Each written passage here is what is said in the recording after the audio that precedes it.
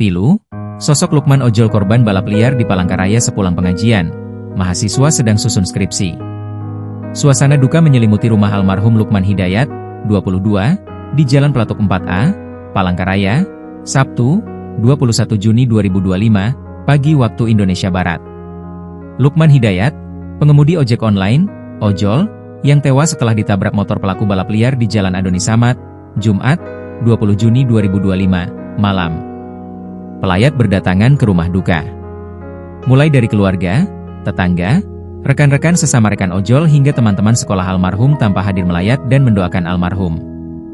Lukman diketahui merupakan mahasiswa semester 8 yang tengah menyusun skripsi. Di sela waktu kuliah, ia aktif menjadi driver ojol untuk mengisi waktu luang dan sebagai pemasukan tambahan. Dia itu anak baik, gak neko-neko.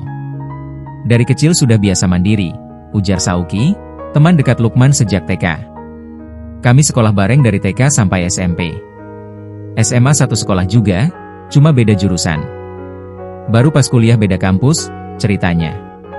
Menurut Sauki, sebelum kecelakaan terjadi, Lukman sempat menghadiri acara pengajian bersama beberapa teman lainnya.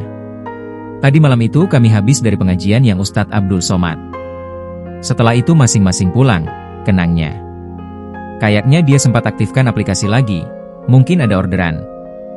Soalnya arah dia ke sana, ke Jalan Adonis, itu jalur biasa kalau dia lagi narik malam, katanya.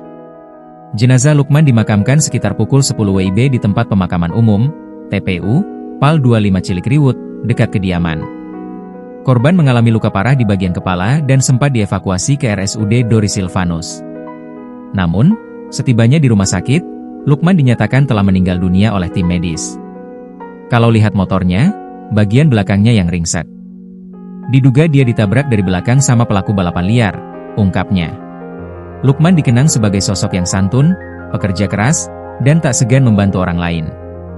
Tak hanya teman-teman, sejumlah guru lama dari madrasah tempatnya bersekolah dulu juga hadir di rumah duka.